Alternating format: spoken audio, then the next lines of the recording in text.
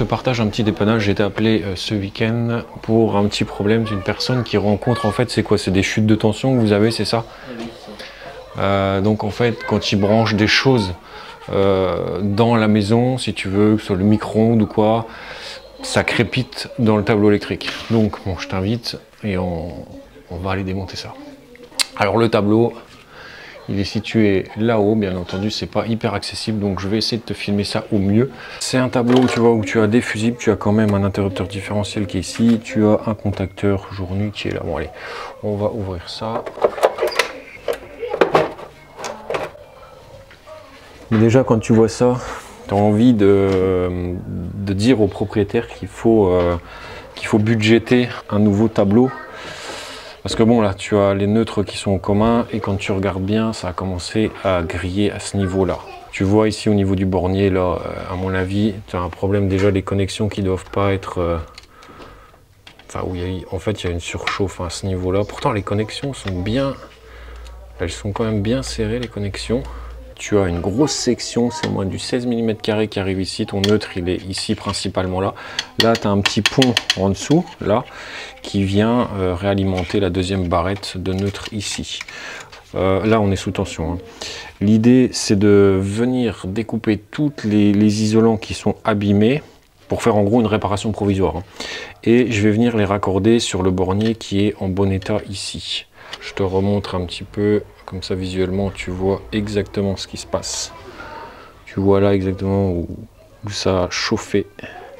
Donc là on fait une réparation provisoire et après on refera un devis pour les propriétaires pour remplacer ce tableau là et puis retirer tout ce qui est porte-fusible, remplacé par des disjoncteurs.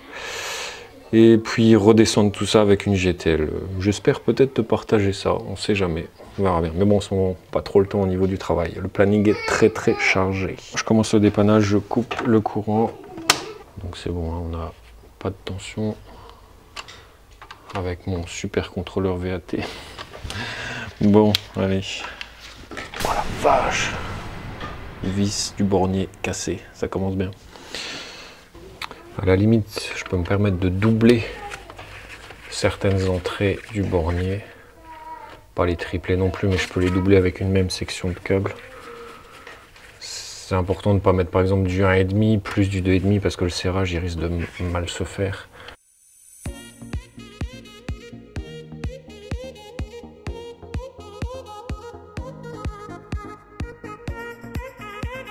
Encore une vis de cassé.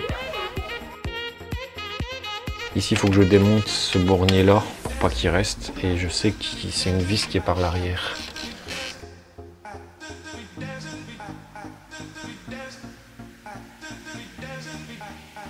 L'isolant est tellement chauffé qu'il est devenu cassant. Donc là, tout ce qui est cassant, je vais couper. Mes sections, je vais bien mettre du 2,5 avec du 2,5, du 1,5, du 1,5. Je ne vais pas les m'amuser à mixer les deux et on va essayer de tout faire passer.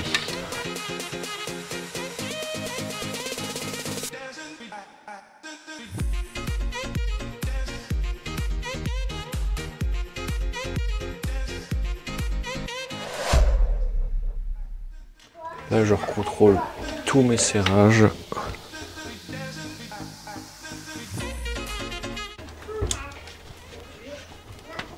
T'as vu celui-là? Combien je l'ai mis de tours? Ouf, regarde celui-là. Complètement desserré.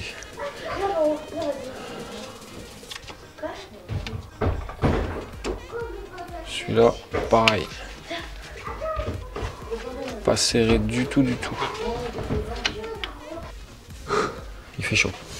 À savoir qu'un remplacement de tableau en termes de tarifs ici avec une demi-GTL qui redescendrait plus bas et tout, on serait aux alentours de 800 € pour refaire vraiment quelque chose de très propre avec un étiquetage nickel et tout ça. Voilà. N'hésite pas à mettre dans les commentaires si toi tu aurais fait autrement que ma petite solution que je vais te remontrer rapidement là.